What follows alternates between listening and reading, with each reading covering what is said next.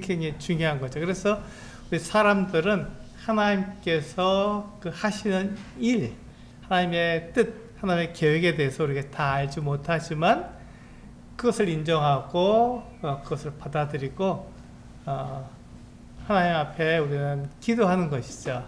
그러니까 내가 생각하는 것들을 기도하지만 하나님께서 그것을 하나님의 뜻과 계획 가운데서 이끌어 가시는 것은 우리가 어떻게 하실지는 잘 알지 못하는 것입니다. 그런 가운데서 하나님은 우리를 사랑하시기 때문에 우리에게 가장 좋은 것을 주시고 최선의 것을 주시는 분이라는 것을 우리는 믿어야 되죠. 그것이 오늘 우리 성도님들과 함께 나눌 욥기 40장의 내용입니다. 그러니까 욥기 전체가 바로 그것을 얘기하고 있거든요. 우리는 하나님을 잘 알지 못합니다.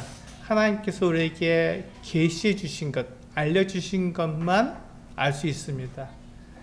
하나님이 얼마나 크신 분인지, 얼마나 그 지혜와 능력이 많으신 분인지 우리는 정확히 알 수 없습니다. 다만 하나님께서 우리에게 보여주시고 알려주시고 알게 해주시는 것만 가지고 우리는 하나님을 알 뿐입니다. 그런데 우리의 삶 속에서 우리가 하나님에 대해서 항변하기도 하고 하나님 도대체 왜 이렇게 하십니까? 라고 말하기도 하잖아요. 그렇게 할 때 우리는 거기서 잠깐 멈춰야 한다는 것입니다. 하나님께 항변하기 전에 잠깐 멈춰서 생각해 보라는 것이죠. 그것이 바로 우리가 하나님께 침묵해야 하는 이유입니다. 잠깐 멈춰 보시고 생각해 보시고 하나님이 어떠한 분이신지 또 내가 누구인지 생각해 보자는 것입니다. 그게 욥기 전체의 이야기고 특히 이제 오늘 우리가 함께 나눌 욥기 40장에 대한 내용입니다. 우리 욥기 40장을 열어주시고요. 욥기 40장을 전체를 다 우리가 살펴보지 못하기 때문에 욥기 40장을 열어서 같이 보시면서 따라와 주시면 감사하겠습니다. 우리가 하나님께 나아갈 때 침묵해야 되는 이유가 무엇일까요? 네. 우리가 하나님께 나아갈 때 침묵해야 하는 이유가 있는데요. 네. 그것은 우리가 하나님께 나아가게 되면 우리가 두려움을 느끼기 때문에 그렇습니다. 우리가 하나님께 나아갈 때 두려움을 느낍니다. 근데 감사하게도 하나님은 보이시지 않잖아요. 그러니까 우리가 하나님 앞에 있지만 하나님이 지금 우리와 함께하고 계시지만 그 두려움을 우리가 못 느끼는 것뿐이지 하나님의 그와 같은 일하심을 보고 하나님의 그 지혜와 능력을 보이게 되면 두려울 수밖에 없는 것이죠. 근데 이 두려움은요 무서움이 아닙니다. 무서워하는 게 아니라 나보다 크시고 나보다 능력이 많으신 그분을 내가 뵙게 될 때, 그분 앞에 서게 될 때 가지게 되는 그런 경외심이죠. 그래서 우리가 하나님 앞에 서게 될 때 가지는 그 두려움은 무서움이 아니라 경외심입니다. 하나님 참 놀라운 분이시다라고 고백할 수밖에 없는 것이죠.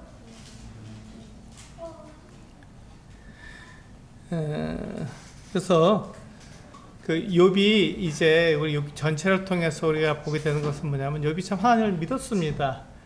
하나님의 살아계심을 그가 알고 있었어요. 그런데 욥이 하나님께 말하고 싶은 것은 그 자기가 의롭다는 것이었습니다.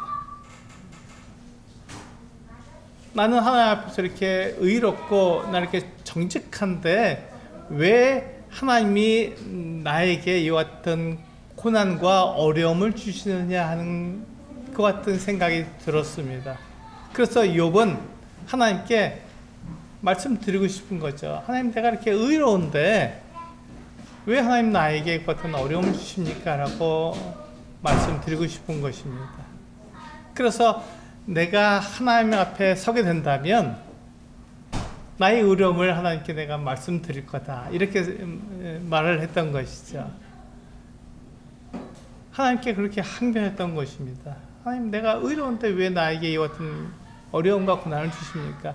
하나님 앞에 내가 나아가면 하나님이 나에게 복을 주시고 나에게 그와 같은 이 세상에 잘 살도록 도와주셔야 되는데 오히려 그렇지 않고 나에게 어떤 고난과 어려움이 있으니 도대체 이게 무슨 일입니까? 라고 우리는 하나님께 항변할 수 있는 것입니다. 그래서 욥은 하나님께서 실수하신 것이 아닌가 하나님이 실수하신 것이 아닌가 이렇게 생각했습니다. 우리도 때로는 그렇게 생각하지 않습니까? 이것은 하나님께서 나를 잘 알지 못하시기 때문에 실수하신 거야. 이런 일은 하나님께서 하시지 않고 나를 하나님께서 복을 주셔야지 이렇게 생각하면서 하나님이 실수하신 것이라고 생각하기가 참 쉽습니다. 근데 만약에 하나님께서 실수하신다면 어떤 일이 일어날까요? 굉장히 놀라운 일이 일어납니다. 하나님께서 실수하신다면 하나님이 전능하지 못하다는 말이고 하나님께서 거룩하지 못하다는 말이기 때문에 그런 일은 일어날 수가 없는 것이죠. 그런데 욥은 그렇게 생각했던 것입니다. 그래서 하나님께서 욥에게 나타나셔서 말씀을 하셨습니다. 여기 38장부터 38장, 39장, 오늘 40장이죠. 계속 하나님께서 욥에게 하나님의 그와 같은 능력과 지혜를 말씀해 주시면서 욥 너는 그렇게 할 수 있느냐라고 질문하시잖아요. 거기서 이제 알게 하시는 거죠. 그리고 이제 지금 욥기 40장 2절에서 이렇게 말씀하고 있습니다. 같이 한번 읽어보실까요? 시작. 트집 잡는 자가 전능자와 다투겠느냐? 하나님을 탓하는 자는 대답할지니라. 이렇게 말씀하고 있습니다. 트집 잡는 자가 누굽니까? 네, 욥이잖아요. 욥이 하나님에 대해서 원망하는 거예요. 불평하는 것입니다. 나는 의로운데 내가 잘못한 게 없는데 왜 하나님 나에게 이와 같은 고난을 주십니까? 하고 트집을 잡고 있는 거예요. 그런데 가만히 생각해 보세요. 하나님께서는 왜 지금 욥에게 고난을 주시고 왜 욥을 지금 이렇게 어려운 가운데 주셨습니까? 욥을 미워하시고 욥에게 벌을 주시고 욥이 잘못되라고 그렇게 하시는 것입니까? 전혀 아닙니다. 전혀 아니죠. 그건 거꾸로 생각하는 거죠. 우리에게 주어진 것 같은 현상, 우리에게 주어진 것 같은 결과를 보고 하나님을 우리가 오해하는 거예요. 하나님 실수하셨다라고 우리가 오해하는 것이죠. 하나님께서 욥에게 그 어떤 고난과 어려움, 그렇게 병을 주신 것은 욥이 미워서가 아니고 욥이 잘못해서가 아니라 욥을 사랑하시기 때문에 욥을 지금 자랑하고 계신 거예요. 욥을 통해서 하나님께서 지금 영광을 받으시길 원하시기 때문에 그것을 이루시기 위해서 지금 욥에게 그와 같은 어려움을 주시는 거거든요. 그것을 통해서도 욥이 결코 하나님을 원망하거나 하나님에 대해서 하나님이 없다고 말하는 어떤 잘못을 저지르지 않을 사람이기 때문에 하나님께서는 욥을 자랑하고 계신 거거든요. 우리들도 마찬가지입니다. 우리들에게 어떤 어려움이 있거나 또 우리들에게 어떤 고난이 있거나 우리가 생각하지 못하는 도대체 내가 하나님의 자녀로서 받지 못하는 그 같은 일들이 나에게 주어졌을 때 하나님 도대체 왜 그러십니까? 라고 우리가 이야기하고 싶을 때 하나님은 결코 내가 미워서 그렇게 하시는 것이 아니고 결코 나를 벌하시기 위해서 그렇게 하시는 것이 아니라 하나님은 나를 사랑하시기 때문에 나에게 가장 좋은 것을 주고 싶어 하시기 때문에 그 같은 일을 하신다는 것입니다. 이게 우리가 가져야 할 하나님에 대한 믿음입니다. 물론 우리가 잘못하고 죄를 짓고 하나님 말씀을 떠나 있고 내 멋대로 살아가는데 하나님께서 벌하시면 그것에 대해서 하나님께서 나를 징계하시구나 하는 것을 알고 돌아와야죠. 하나님께 돌아와야죠. 그러나 그렇지 않은 상황에서 내가 아무리 생각해도 내가 하나님의 말씀을 떠난 적이 없고 하나님 앞에 내가 신실하게 살았는데도 나에게 어려움이 온다면 그것은 지금 욥하고 같은 상황입니다. 그때 하나님은 나를 벌하시거나 나에게 징계하시는 것이 아니라 나를 사랑하시기 때문에 나를 통해서 영광을 받으시기를 원하시는 것이죠. 그래서 하나님께서는 욥에게 트집 잡는 자가 전능자와 다투겠느냐, 욥 네가 하나님과 겨뤄보겠느냐, 하나님의 지혜를 네가 알 수 있겠느냐라고 말씀하시는 것이죠. 그래서 하나님을 탓하는 자는 대답해봐라 이렇게 말씀하시는 것입니다. 근데 욥은 뭐라고 얘기했을까요? 여기 4절에서 욥이 그렇게 이야기하고 있습니다. 같이 한번 읽어보실게요. 시작. 보소서 나는 미쳐나오니 무엇이라 주께 대답하리까 손으로 내 입을 가릴 뿐이로소이다. 그렇습니다. 욥은 이제서야 자기가 아무 말도 할 수 없다는 것을 알게 된 것입니다. 그가 침묵해야 하는 이유가 바로 여기에 있습니다. 그가 하나님을 오해했고 하나님이 실수하셨다고 오해했기 때문에 그는 더 이상 하나님께 반항할 수 없고 항변할 수 없다는 것을 알게 된 것이죠. 그래서 지금 욥은 잠잠히 있어야 한다고 생각했던 것입니다. 욥이 이렇게 하나님께 항변하고 하나님께 원망했던 것은요, 욥이 하나님을 자기와 같은 분으로 생각했던 것이죠. 사람처럼 생각한 거예요. 이게 우리 사람들이 가지고 있는 것 같은 오해입니다. 하나님에 대한 오해가 바로 이런 거거든요. 하나님을 마치 사람처럼 생각하는 거예요. 그래서 하나님도 마치 우리 사람처럼 그렇게 잘못하고 실수하고 그럴 수 있다고 생각하는 것입니다. 과연 그렇습니까? 네, 사람은 제한되어 있습니다. 한계가 있습니다. 지식에도 한계가 있고요, 지혜에도 한계가 있고, 우리 생명에도 한계가 있습니다. 우리는 영원히 살지 못합니다. 우리는 다 한 번은 죽어야 되는 그 같은 사람들입니다. 우리는 제한되어 있기 때문에 그 영원하신 하나님과 우리는 같지가 않습니다. 우리는 피조물이고 하나님은 우리를 지으신 창조주이시기 때문에 완전히 다른 것입니다. 사람들은 계속해서 그것을 인정하지 않으려고 그러죠. 그래서 우리도 마찬가지입니다. 하나님을 떠난 사람들은요, 나를 중심으로 생각하고 이기적이기 때문에 하나님께서 어떤 일을 하실 때 그것을 인정하기보다는 내 마음에 좋은지 그렇지 않은지를 먼저 생각해 보는 것입니다. 나에게 이것이 유익한지 아닌지, 나에게 좋은 것인지 그렇지 않은지를 먼저 따져봐서 나에게 좀 좋지 않다고 생각되면 어떻게 합니까? 하나님께 원망하고 항변하는 것이죠. 하나님 도대체 왜 이렇게 하십니까? 하면서 내가 하나님을 가르치려고 하는 것입니다. 그때 우리는 어떻게 해야 한다고요? 네, 우리는 이렇게 침묵해야 합니다. 잠잠해야 하는 것이죠. 그때 잠깐 멈춰보라는 것입니다. 욥처럼 잠깐 멈춰보라는 것입니다. 정말 내가 하나님을 가르쳐 드려야 하는 것이 일인지, 내가 내 생각을 하나님께 항변하고 하나님이 실수하신 것이니까 이걸 바로잡아 드려야 되는 것인지 생각해 보라는 것입니다. 그렇지 않다면 침묵해야 합니다. 잠잠해야 합니다. 그리고 하나님께서 하시는 그 일을 가만히 들여다봐야 하는 것이죠. 하나님께서 어떻게 일을 하시고 하나님께서 어떻게 일을 처리하시는지 기다려봐야 합니다. 이것이 우리가 하나님께 침묵해야 하는 이유 중에 하나입니다. 우리가 침묵해야 하는 이유가 바로 그것이죠. 하나님께서 일하시기 때문에, 하나님께서 나를 사랑하시기 때문에 우리는 침묵해야 합니다. 우리가 가장 좋은 걸 주시기 때문입니다. 그런데 욥은 항변했습니다. 하나님 도대체 왜 이렇게 하십니까? 왜 내가 이렇게 의롭고 또 죄를 짓지 않는데 왜 나를 죄인처럼 취급하십니까? 내가 하나님을 만나면 하나님께 이 모든 것들에 대해서 다 말씀드리겠습니다. 내가 얼마나 의로운지, 그래서 하나님이 얼마나 실수하고 계신 것인지 내가 하나님 만나서 말씀을 드리겠습니다. 이렇게 막 외친 거예요.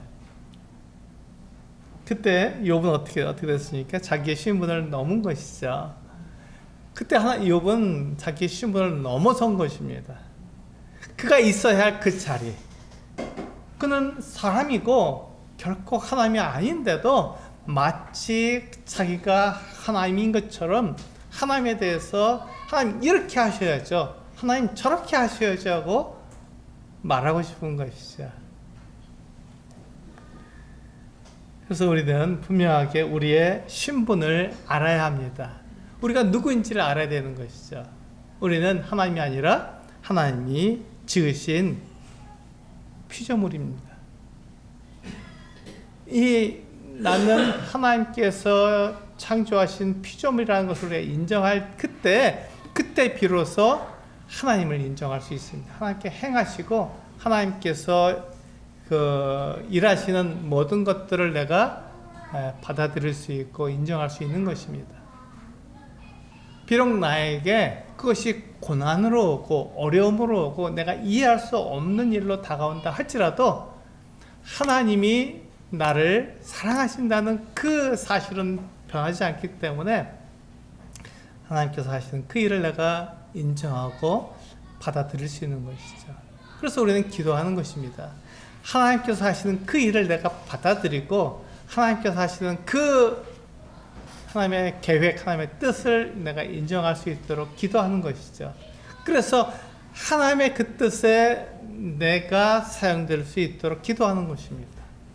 하나님의 그 뜻에 나는 자꾸 나를 중심으로 모든 일을 하려고 하는데 거기서 멈추고 하나님께서 하시고자 하시는 그 뜻에 내가 사용될 수 있도록 나를 그렇게 하나님께 드리고자 우리는 기도하는 것입니다. 그게 기도하는 이유이죠. 그게 우리가 믿음의 모습입니다. 우리가 이와 같이 나의 신분을 넘어서서 내 위치를 넘어서는 것은 사실은 나로부터 시작된 게 아니라 처음부터 시작된 일이었습니다. 창세기 3장에 보면 우리의 그 조상 아담과 하와에게 뱀이 유혹하는 장면이 나옵니다. 이것을 우리는 잘 생각해 봐야 합니다. 뱀이 하와에게 물었습니다. 하나님이 이 동산 모든 나무의 열매를 먹지 말라고 하시더냐? 라고 물었어요. 그때 하와가 이 뱀에게 아니야. 하나님께서 동산 나무의 열매를 먹게 하셨어. 다만 동산 중앙에 있는 나무의 열매를 먹지 말라고 하시지. 그걸 건드리지도 말라고 그러신 거야. 만약에 그것을 우리가 먹게 되면 우리가 죽을까 한다고 말씀하신 거야. 이렇게 대답을 해준 것입니다. 그러자 이 뱀이 이 하와에게 여자에게 이와 같이 대답을 해주었죠. 같이 한번 읽어보겠습니다. 4절 5절 시작. 뱀이 여자에게 이르되 너희가 결코 죽지 아니하리라. 너희가 그것을 먹는 날에는 너희 눈이 밝아져 하나님과 같이 되어 선악을 알 줄 하나님이 아심이니라.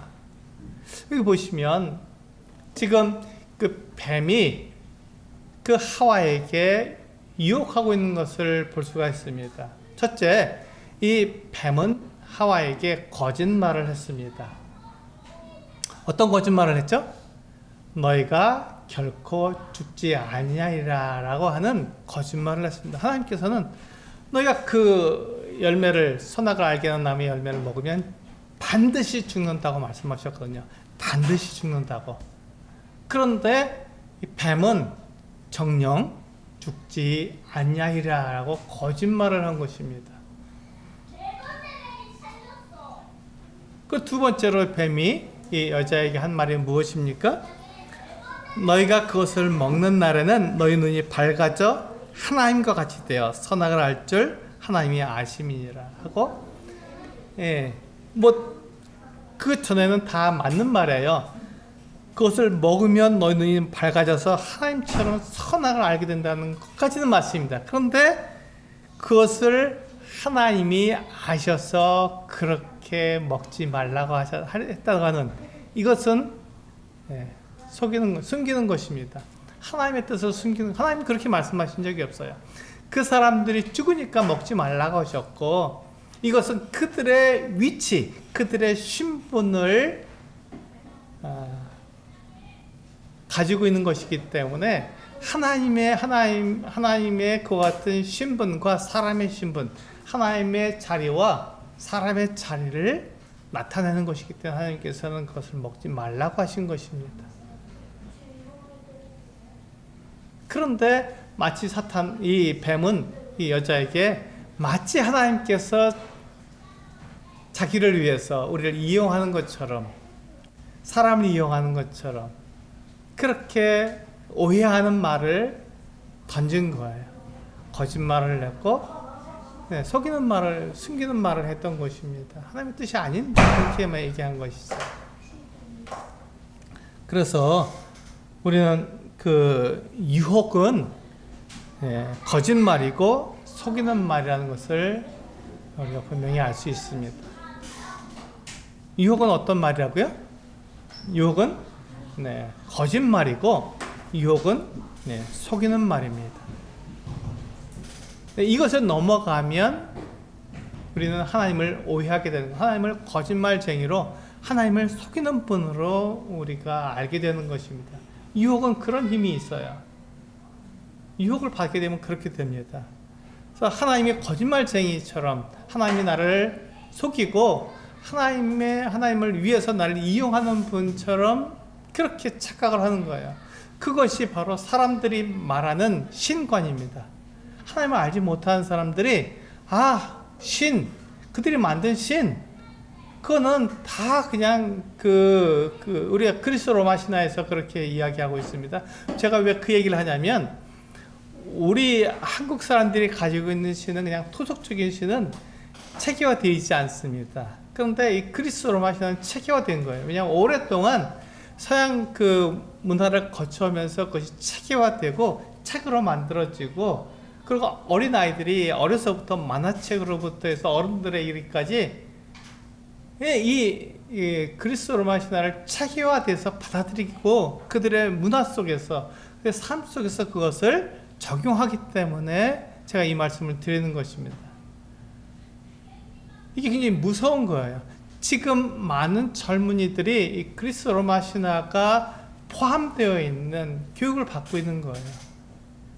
나도 모르는 사이에 그런 신관을 가지게 됩니다. 이 신은 사람하고 비슷한데 감정도 있고 욕심도 있고 또 거짓말도 하고 속이기도 한다는 것이 이 사람들의 마음속에 그냥 박혀버린 거예요. 그래서 사람들은 뭐라고 말하냐면 하나님은 만들어진 신이다, 하나님은 없다, 이렇게 말을 하는 것이죠. 그것이 사람들의 마음속이 뇌리에 정확히 박혀있기 때문에 우리가 하나님이 계셔 라고 말하면 픽 웃는 거예요. 지금 같은 과학시대에 무슨 하나님을 믿어, 이렇게 얘기하는 것이죠. 그래서 우리를 어리석다고 말하는 것입니다. 잘 한번 생각해 보세요. 정말 하나님이 계신 것이 어리석은 것인지, 하나님이 계시지 않다고 말하는 것이 어리석은 것인지 생각해 봐야 합니다. 그러니까 이 유혹은 이와 같이 거짓말을 하고 속이는 말을 하게 됩니다. 그런데 하와는 그 유혹에 어떻게 했습니까? 넘어갔죠. 그 유혹에 넘어간 것입니다. 그래서 하나님을 어떻게 생각했어요? 하나님을 경외하는 것이 아니라 하나님을 무서운 분으로 생각한 거예요. 하나님이 나를 이용하는 분으로, 하나님도 거짓말할 수 있는 분으로 오해한 것입니다. 유혹에 넘어갔기 때문에. 그래서 하나님을 떠났고 하나님이 말씀하신 것을 믿지 않고 이 뱀이 말한 대로 선악을 알게 하는 나무의 열매를 먹어버린 것이죠. 근데 이것이 비극의 시작입니다. 이것이 비극의 시작이죠. 잘 생각해 보세요. 사람이 이 선악의 기준이 된다는 것이 얼마나 무서운 일인지 한번 생각해 보세요. 선악을 알게 된다는 말은 선악의 기준이 된다는 말하고 같은 말입니다. 그러니까 사람이 하나님처럼 선악의 기준이 되는 것을 한번 생각해 보세요. 내가 선악의 기준이 된다. 얼마나 좋습니까? 나에게 좋은 것은 선한 것이고 나에게 해로운 것은 악한 것이야. 이렇게 말하는 것이 선악의 기준이 바로 내가 되는 거거든요. 이게 나에게 좋은 것일까요? 네, 그렇지 않다는 것입니다. 그렇지 않아요. 왜 이것이 내가 선악의 기준이 되는 것이 좋지 않은 일인가요? 네. 나는 제한되어 있기 때문에 그렇습니다. 내가 모든 것을 알 수 있나요? 네, 그렇지 않습니다. 우리는 모르는 게 너무 많습니다. 특히 사람의 마음에 뭐가 있는지 우리는 알 수가 없어요. 사람의 겉모습만 보는 것이지, 그것도 내가 보는 것만 보는 거지, 그 사람 안에 있는, 그 사람 마음에 있는, 생각 속에 있는 것 같은 의도는 전혀 알 수 없습니다. 그래서 10길 물속은 알아도 한 길을 사람 속은 모른다는 얘기가 있지 않습니까? 그게 그 말이에요. 그 사람의 의도를 우리가 어떻게 알 수 있습니까? 그래서 사람은 그렇게 제한되어 있고 모든 것을 알 수가 없습니다. 그래서 사람은 그 영원히 사는 게 아니잖아요. 예, 70년, 80년, 100년 살다가 우리는 다 죽어야 합니다. 그럴 때 사람은요, 자기 중심적으로 살아갈 수밖에 없다는 것입니다. 내가 이 땅에서 좀 내가 그래도 편하게 살아야지, 행복하게 살아야지, 이렇게 생각하는 것이 사람이라는 것이죠. 그런 사람이 선악에 대한 기준이 된다는 것. 내가 선악의 기준이 되면 어떤 일이 생깁니까? 네, 그때부터 비극이 시작됩니다. 그때부터 비극이 시작되는 거야. 완전히 알지 못하는, 모든 것을 알지 못하는 사람이 어떻게 선과 악에 대한 기준이 될 수 있겠냐 하는 것입니다. 그럴 수 없다는 것이죠. 그래서 하나님께서 선과 악에 대한 기준이 되어주시는 것이 옳은 것이, 그분은 모든 것을 아시며 내가 내 중심에 무엇이 있고 내가 생각하는 것이 무엇인지 다 아십니다. 그리고 그분은 영원하신 분이세요. 그렇기 때문에 잠깐 있는 우리 사람들처럼 나를 위해서 무엇인가를 하는 게 아니라, 그분이 선이고 그분이 악이라는 것은 영원한 기준에 의해서 되는 거기 때문에 하나님이 기준이 되셔야 한다는 것이죠. 그런데 뱀이 하와에게 유혹을 했습니다. 너도 하나님처럼 될 수 있고 네가 선과 악에 대한 기준이 될 수 있어, 이렇게 이야기한 거죠. 너무 좋잖아요. 내가 선악의 기준이 된다는 것. 그러니까 그것에 넘어가 버린 것입니다. 그래서 그때부터 이 세상은 하나님을 떠나서 비극이 시작된 것이죠. 욥이 이와 같은 그 어려움을 당하면서 욥이 하나님께 항변한 이유가 무엇입니까? 바로 이것 때문이잖아요. 욥이 자기가 의롭다고, 근데 하나님 실수하신 거 아닙니까? 하나님 잘못하신 거 아니세요? 라고 말하는, 그 어떤 항변하는 그 이유가 뭐냐면 바로 이것 때문이거든요. 나는 옳은데 혹시 하나님께서 잘못하신 거 아닙니까? 내가 의로운데 왜 나에게 어떤 고난과 어려움이 오는 것입니까? 라고 하나님께 항변하는 것이죠. 그래서 우리는 욥기를 공부해야 됩니다. 하나님은 영원하신 분이고 선과 악에 대한 기준이 되시는 분이고, 특별히 하나님은 나를 사랑하시는 분이라는 것을 계속해서 말씀해 주고 있는 것이죠. 하나님께서 욥에게 스스로 의롭게 될 수 있는 기회를 한번 주어보셨습니다. 네가 그렇게 말한다면 네가 한번 의롭게 되어봐라. 네가 교만한 자를 다 찾아서 한번 그를 무찌르고, 네가 악한 자를 다 찾아내서 한번 다 진흙구덩이에 넣어봐라. 그러면 네가 옳다는 것을 내가 인정해 주겠다, 이렇게 말씀하셨어요. 이해를 하실 수 있겠습니까? 욥이 그 일을 할 수 있을까요? 우리는 그 일을 할 수 있겠습니까?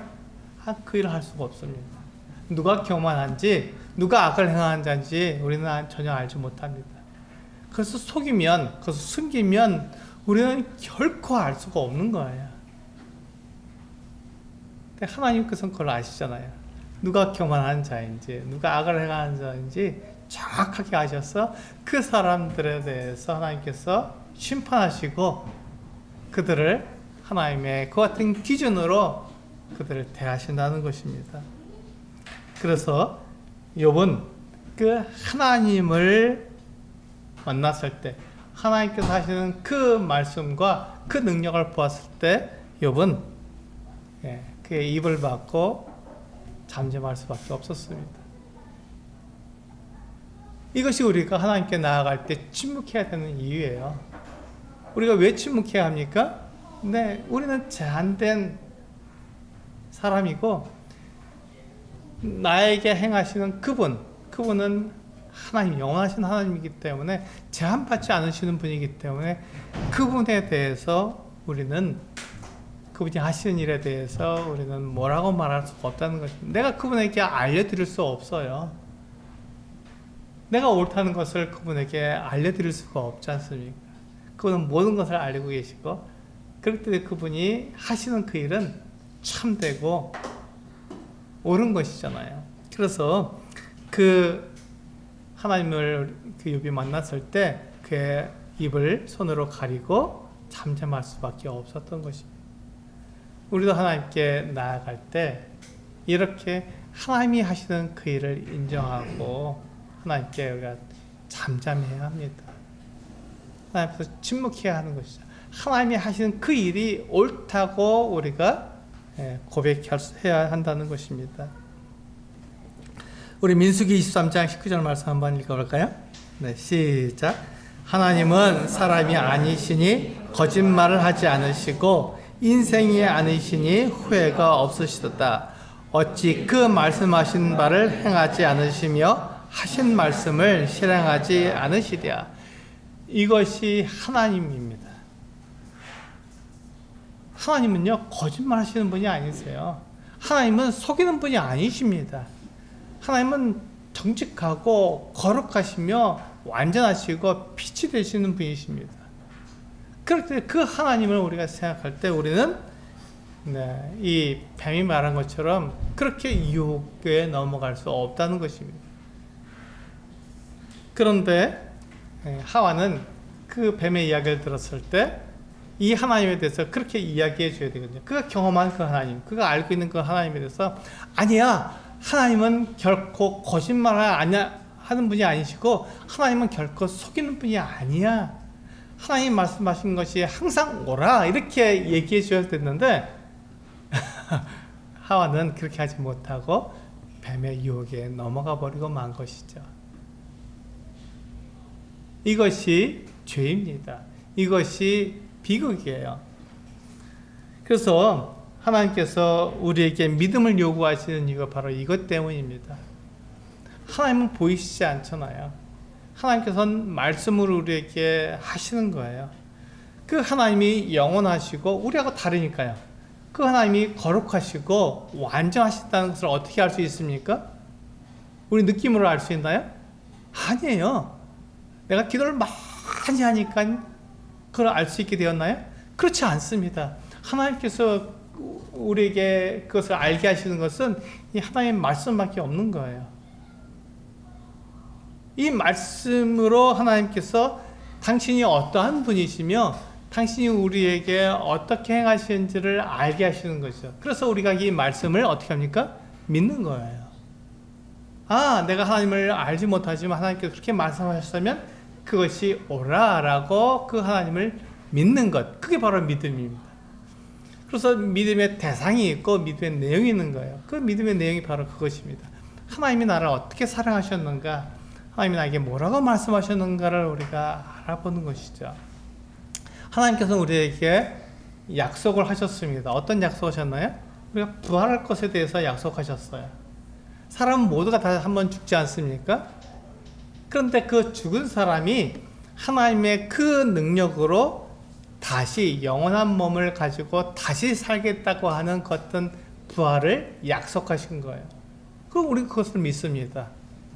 그 부활을 본 사람 있나요? 우리 가운데서? 네, 한 사람도 없어요. 그렇지만 하나님께서 말씀하셨기 때문에 그것을 우리는 믿습니다. 그렇게 이루어질 것을 우리는 믿어요. 왜냐하면 예수 그리스도께서 부활하셨기 때문에 우리는 그것을 그 소식으로, 좋은 소식으로, 복음으로 들었기 때문에 그것을 우리는 믿습니다. 하나님께서 그렇게 하셨다면 나도 다시 살리신다는 것을 믿을 수 있는 것이죠. 그래서 우리는 부활을 믿습니다. 그리고 하나님께서 두 번째 우리에게 약속해 주신 것이 무엇입니까? 영원한 나라를 우리에게 약속해 주셨습니다. 하나님은요, 우리를 사랑하시기 때문에 우리와 함께 거하기를 원하시는 거예요. 함께 살기를 원하시는 것입니다. 그래서 하나님께서는 영원한 나라를 우리에게 약속해 주셨어요. 우리를 버리신 게 아니라, 우리를 떠나시는 게 아니라 우리와 함께하고 싶으신 거예요. 그게 하나님의 마음입니다. 그래서 하나님이 그것을 믿으라고 그렇게 말씀해 주시는 것이죠. 하나님 그 두 가지를 우리에게 약속해 주셨습니다. 우리가 부활할 것과 우리가 영원한 나라에 들어가서 하나님과 함께 영원히 살 것을 약속해 주신 거예요. 우리에게 그 같은 약속이 있고 그것을 믿는 믿음이 우리에게 있는 것입니다. 그래서 우리가 이 세상을 살아갈 때 그 믿음을 가지고 살아가는 것이죠. 그 믿음을 가지고 살아가는 것입니다. 그러니까 우리는 이 세상을 우리가 지금 살고 있는 이 몸을 위해서 살아가는 것이 아니라 하나님께서 나에게 약속한 것을 바라보면서 살아가는 것이죠. 네, 우리가 욥기 40장 15절에 보면요, 이제 하나님께서 욥에게 하나님의 그 능력이 어떠한지를 보여주시기 위해서 베헤못을 말씀해 주셨습니다. 같이 한번 읽어보실까요? 15절 시작. 이제 소같이 풀을 먹는 베헤못을 볼지어다. 내가 너를 지은 것 같이 그것도 지었느니라. 베헤못이 뭘까요? 우리 옛날 성경에는 하마라고 되어 있습니다. 어느 소같이 풀을 먹는 하마를 보았냐 이렇게 얘기하는데, 그런데 우리가 이 베헤못을 설명하는 중에 그 꼬리가 엄청나게 강하다고 되어 있는데 하마의 꼬리는 어떻습니까? 작죠. 그래서 우리는 이 하마라고 하지 않고 이것을 베헤못이라고 그냥 음력을 달아버린 거예요. 하마가 아니기 때문에. 하마와 같이, 하마처럼 보이지만 왜냐하면 물속에 있고 그늘 속에 연 그늘 속에 숨기 때문에 하마가 아닐까 생각했지만 꼬리는 하마의 꼬리가 아닙니다. 그래서 하마는 아니구나 하는 것을 알게 된 거죠. 그렇다면 악어가 아니냐 이렇게 생각한 거죠. 굉장히 큰 악어. 근데 악어는 이렇게 배에 힘줄이 있어야 되는데 여기서 이렇게 말하고 있잖아요. 그게 약한 거예요. 악어는 이렇게 기어다니지 않습니까? 그러니까 그렇지. 아니야. 악어도 아니야. 그래서 어떤 사람들은요, 이 베헤못을 그래서 제3의 짐승인 우리가 지금은 알지 못하는 공룡이 아닌가 이렇게 생각하고 있습니다. 이건 초식 공룡입니다. 초식 공룡인데 엄청 커요. 네, 정말 근처에 가기도 두렵습니다. 무서운 거죠. 근데 하나님께서 뭐라고 하셨냐면 이 초식 그 베헤못을 위해서 산에서 풀도 먹을 수 있고 나뭇잎 따먹을 수 있는 그 같은 것들을 준비해 놓았다. 내가 이 베헤못을 지었고 베헤못이 살아갈 수 있도록 그렇게 모든 것을 다 만들어 놓았다. 이렇게 말씀하신 것이죠. 베헤못이 하마인지 악어인지 공룡인지 우리는 알지 못하지만 그러나 하나님께서 그것을 지으셨고 그것을 다스리고 계시다는 것을 분명히 압니다. 하나님은 이 짐승을 다스릴 수 있다고 말씀하셨습니다. 19절에 보면요, 이것을 지으신 이가 그 칼을 가지고 올지라 이렇게 되어 있는데 그것은 뭐냐면 이 짐승을 다스린다는 말과 같습니다. 그래서 하나님께서는요, 이 짐승을 지으셨기 때문에 이 짐승을 다스릴 수 있는 거예요. 근데 욥이 이 짐승을 다스릴 수 있을까요? 네, 그럴 수 없습니다. 욥은 그 짐승을 다스릴 수 없습니다. 그게 바로 하나님과 사람의 차이입니다. 욥은 그것을 알아야만 했습니다. 그래서 자기의 신분을 그가 넘어서지 않았어야 되는 것이죠. 우리 로마서 1장 21절에서 23절 말씀을 보면요, 여기에 분명히 그와 같이 나와 있습니다. 같이 한번 읽어보시겠습니다. 시작. 하나님을 알 때 하나님을 영화롭게도 아니하며 감사하지도 아니하고 오히려 그 생각이 허망하여지며 미련한 마음이 어두워졌나니 스스로 지혜있다 하나 어리석게 되어 썩어지지 않은 하나님의 영광을 썩어질 사람과 새와 짐승과 기어다니는 동물 모양의 우상으로 바꾸었느니라. 이게 바로 사람의 모습이죠. 사람이 하는 일입니다. 하나님은 영화롭습니다. 영광 중에 계시는 거예요. 빛 가운데 계시기 때문에 결코 거짓도 없으시고 후회함도 없으십니다. 그런데 사람들은 그 하나님을 자꾸 오해하는 것이죠. 왜 오해합니까? 뱀이, 사탄이 우리를 그렇게 유혹하기 때문에 거기에 넘어가는 것이죠. 근데 하나님은 결코 그와 같은 어두움이 없으신 완전한 분이십니다. 근데 우리가 그 하나님을 내 마음에 맞도록 우상으로 바꿔버리는 거예요. 그러니까 사람들은 이 하나님에 대해서 잘못 알고 있고, 지금 또 많은 사람들, 대부분의 많은 사람들이 하나님에 대한 잘못된 생각을 가지고 있는 것입니다. 그래서 우리는 그것을 바로잡아 줄 필요가 있는 거예요. 우리 성도님들이 이와 같이 성경을 읽고 배우는 그 이유가 뭐냐면, 우리 주변에 있는 사람들이 이 하나님에 대해서 오해하고 있는 것, 그것에 대해서 바로잡아 주기 위해서 먼저 배우시는 것입니다. 우리가 먼저 복음을 듣고 우리가 먼저 하나님의 사랑을 알게 되었으니, 그 하나님의 이 복음과 하나님의 그 사랑을 우리 주위에 있는 사람들에게 알려줘야 할 의무와 책임이 있잖아요. 똑같은 것입니다. 하나님에 대한 오해, 하나님에 대한 잘못된 생각을 바로 잡아줘야 할 의무와 책임이 우리에게 있는 것이죠. 하나님을 떠난 사람들은요, 다 이렇게 생각합니다. 바꾸는 거예요. 하나님을 없다 그러고 하나님을 내 마음에 맞도록 우상으로 바꿔버리는 것입니다. 그렇게 하면 어떻게 되죠? 내 마음대로 할 수 있으니까. 내가 악한 일을 하고 내 육체가 원하는 대로 마음대로 산 다음에 어떻게 하죠? 우상에게 와서 우상에게 재물도 바치고 돈도 바치고 우상을 기쁘게 만들어주고 우상이 원하는 걸 해주고, 그 다음에 나는 자유롭게 되는 거예요. 그 다음에 가서 또 나는 내가 하고 싶은 일을 내 마음대로 하는 것입니다. 여러분, 자유는 그런 게 아니잖아요. 자유는 방종이 아닙니다. 자유는 방탕하게 막 사는 것을 자유라고 말하지 않습니다. 자유는 나에게 주어진 그 삶 속에서 내가 행복하게 사는 것을 자유라고 말을 합니다. 우리가 자유하게 산다고 해서 하늘로 올라갈 수 있겠습니까? 하늘에서 뛰어내리면 어떻게 되죠? 우리는 죽습니다. 우리는 새가 아니기 때문에 하늘을 날 수가 없어요. 내가 자유롭게 살고 싶다고 해서 내가 바닷속으로 깊이 들어갈 수 있겠습니까? 거기서는 우리가 숨을 쉴 수가 없습니다. 5분도 못 견뎌요. 그리고 우리는 다 죽습니다. 그건 자유가 아니죠. 그것은 방종이고 그것은 방탕함입니다.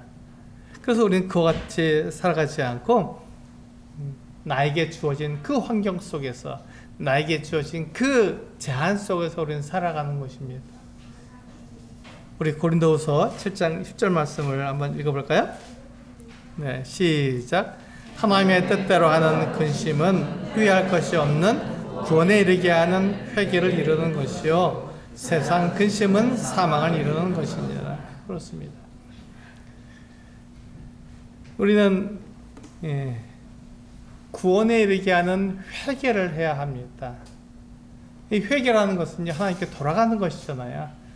내가 가지고 있는 내가 한 죄에 대해서 하나님께 자백하고 하나님께 돌아가는 거예요. 하나님의 뜻대로 내가 살겠다고 내가 하나님께 돌아가는 것입니다. 하나님께서 옳습니다. 선악의 기준이 나에게 있지 않고 하나님께 있습니다. 하나님이 선하다고 하시는 것을 나도 선하다고 말하고, 하나님이 악하다고 말하는 것을 나도 악하다고 말하겠습니다.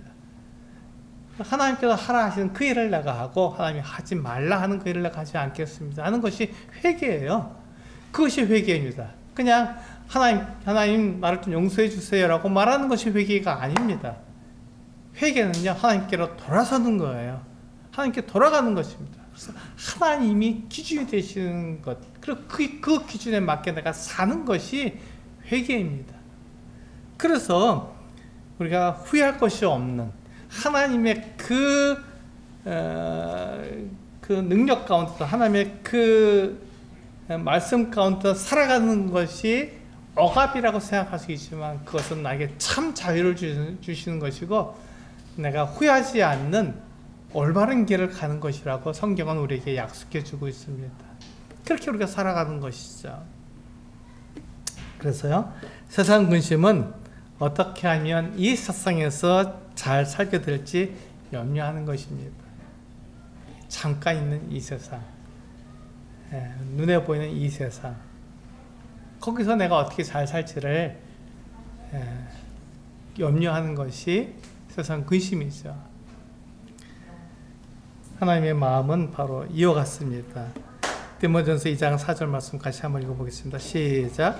하나님은 모든 사람이 구원을 받으며 진리를 아는 데에 이르기를 원하십니다. 이것이 바로 하나님의 마음입니다. 이게 하나님의 마음인 거예요. 하나님은 우리를 사랑하십니다. 그래서 우리가 구원을 받고 심판에 이르지 않고, 그리고 우리가 진리에 이르기를 원하시는 거예요. 무엇이 옳은지 무엇이 그런지를 알기를 원하시는 것이죠. 이게 하나님의 마음입니다. 우리가 욥기 전체를 읽어봤을 때, 이렇게 42장까지 여러분들이 이제 곧 읽게 될 텐데, 그래서 읽어봤을 때 한 가지가 있습니다. 우리가 알아야 될 한 가지는 뭐냐면, 끝까지 하나님께서는 하나님께서 왜 욥에게 고난을 주셨는지 그 이유를 말씀해 주시지 않으셨어요. 우리 같으면 말하고 싶잖아요. 내가 이렇게 했기 때문에 너에게 고난을 준 거야, 너를 어렵게 한 거야 라고 말하고 싶은데, 하나님께서는 마지막까지 욥에게 그 이유를 말씀해 주시지 않았습니다. 왜 그렇죠? 그것은 하나님의 일이기 때문에 그렇습니다. 사람의 일이 아니잖아요. 하나님이 하실 일이지 사람이 해야 될 일이 아닙니다. 그래서 하나님은 욥에게 말씀해 주시지 않은 거예요. 욥에게는요, 하나님께서 하시는 그 일을 믿는 믿음이 필요한 것이지, 하나님처럼 되는 게 욥에게 필요한 게 아닙니다. 동일합니다. 우리들에게도 하나님처럼 되는 것이 필요한 게 아니라 하나님을 믿는 믿음이 필요한 것이죠. 그래서 하나님께서는 욥에게 말씀해 주시지, 그 이유를 말씀해 주시지 않은 것입니다. 우리에게 믿음이 필요하기 때문에 그렇습니다. 마지막입니다. 하나님은 내가 하나님께 복종함으로 하나님의 영광을 나타내기를 원하십니다. 그래서 우리는 침묵해야 합니다.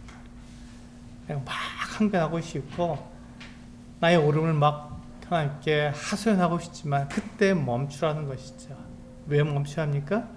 하나님께서 그 모든 것을 아시며 나에게 가장 좋은 것을 주시는 분이시기 때문에 그때 멈추라는 것입니다. 하나님이 나에게 약속하시고 나에게 믿으라고 하는 것은 바로 그것입니다. 하나님께서 결코 나를 해롭게 하시지 않는다는 것이죠. 그래서 우리는 하나님께 복종할 수 있습니다. 하나님께 말씀하신 것을 따라갈 수 있는 것이죠. 네, 그것을 우리는 복종할 수 있습니다. 그래도 우리는 두려워하지 않습니다. 그렇게 됐을 때 우리를 통해서 하나님의 영광이 나타납니다. 하나님께서 어떠한 분인지가 드러나는 것이죠. 하나님 이렇게 사랑하시고, 또 하나님은 거룩하시고 완전하신 분이라는 것이 바로 그것을 나타낼 수 있는 것. 바로 나를 통해서 하나님께서 그것을 나타내고 싶어 하시는 것입니다. 어떻게 했을 때요? 복종했을 때 그것이 나타나게 된다는 것입니다. 기도하시고 우리 욥기 40장 말씀을 우리가 잘 마무리해 보도록 하겠습니다. 기도하겠습니다.